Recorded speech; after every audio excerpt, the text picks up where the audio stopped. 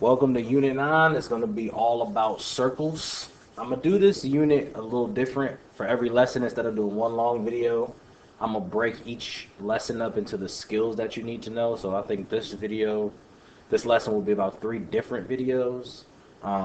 One, they'll be shorter, so it's easier for you guys to kind of understand. And 2, it's going to be based on the skill that you need to know for the particular lesson and not the whole thing. So I think by breaking it up, you guys will be able to grasp the concepts a little better. So circles.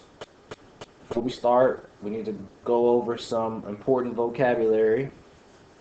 So we got a word bank up there.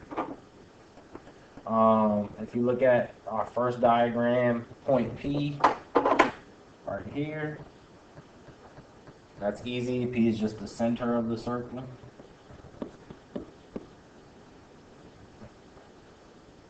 APC is what we're going to call a central angle.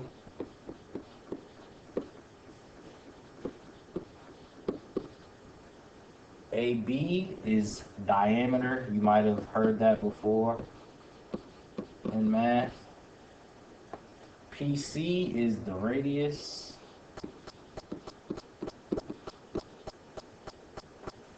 Over in our other diagram, we got STR. We're going to call that a major arc.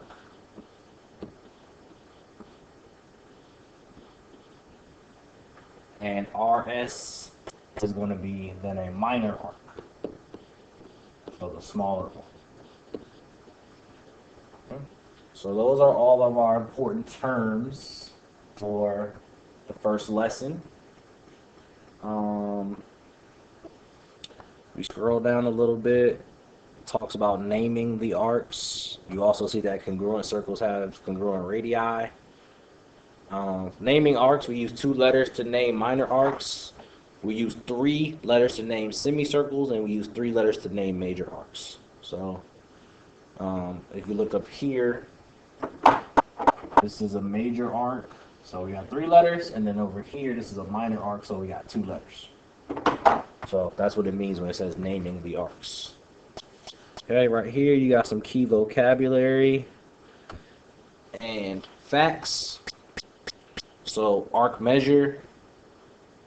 The measure of a minor arc is equal to the measure of its corresponding central angle. We'll get into that a little bit more when I do the problems. The measure of the major arc is the measure of the related minor arc subtracted from 360. Okay.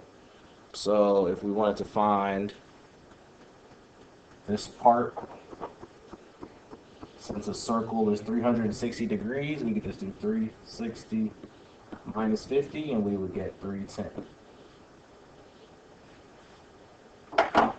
So that's what that's showing you.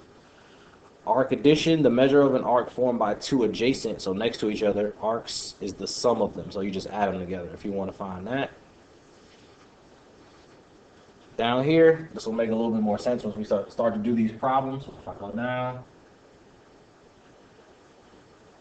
The first one is asking us to find the measure of the minor arc PR. Well, it's the same as the corresponding central angle, so PR is just going to be 77 as well.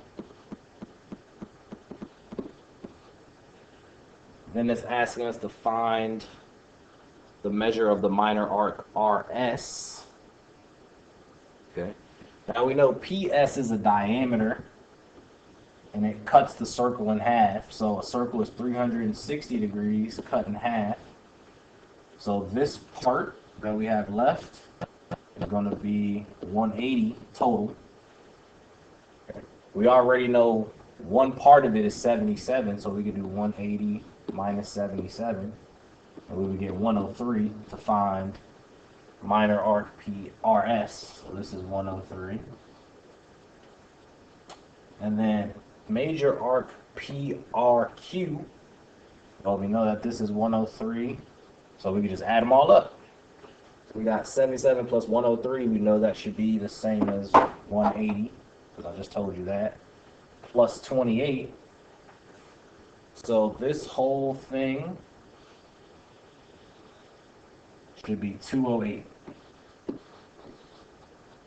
We got that by doing 77 plus 103 plus 28. And that's it. Pretty easy. So moving on to the next page, we're going to throw some algebra in there. Okay. So it's asking us to find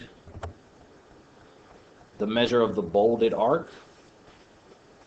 So again, we know BA is a diameter. So we know that this whole thing has to be 180. So we could just add them up and set them equal to 180. So we got 2x minus 30 plus x equals 180. So when you solve all that out, you should get x equals 70.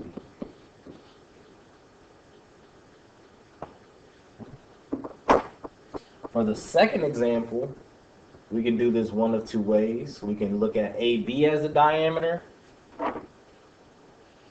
or we can look at MN as the diameter. No matter which one we use, the semicircle part is going to be equal to 180. So these two pieces would be 180, or if we went this way, these two pieces would be 180. But it's going to end up being the same thing. So we got 4x plus x. So we got 5x equals 180. Okay, so x is going to be 36.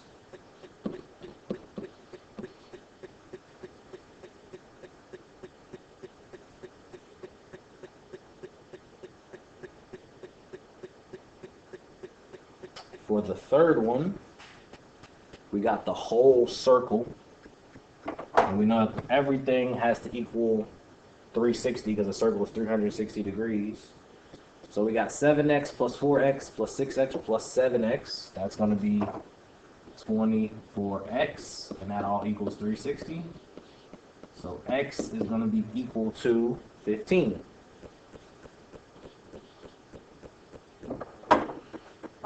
Now, we're not done with this problem because it says find the measure of the bold arc in the instructions. So we got to go back and plug everything in to the bolded part.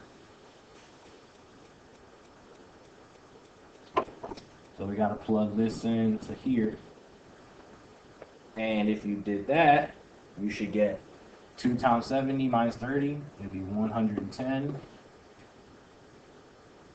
for this part. You got 4 times 36. So you should have 144.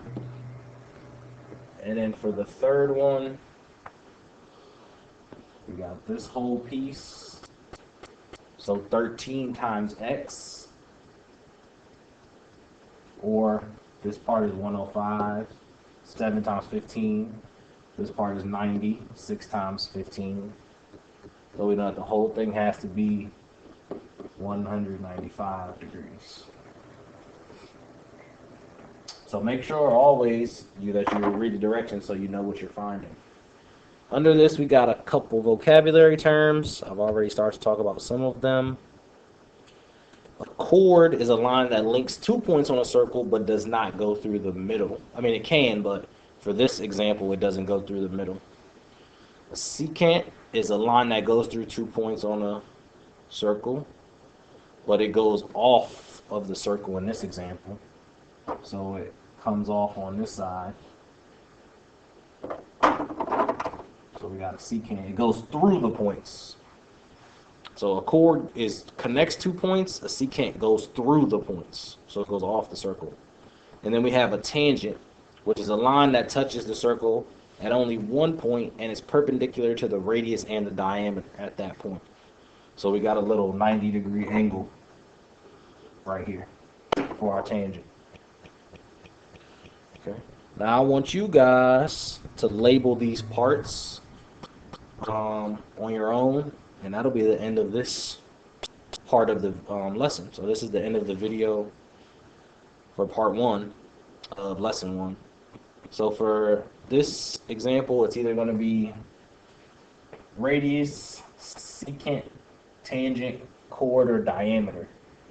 So for 1 through 9, you just have to pick one of the terms that you learned, one of the ones in the picture, and fill it in. So like number 1, FR, since it goes through the point and it's off the circle, that would be a secant.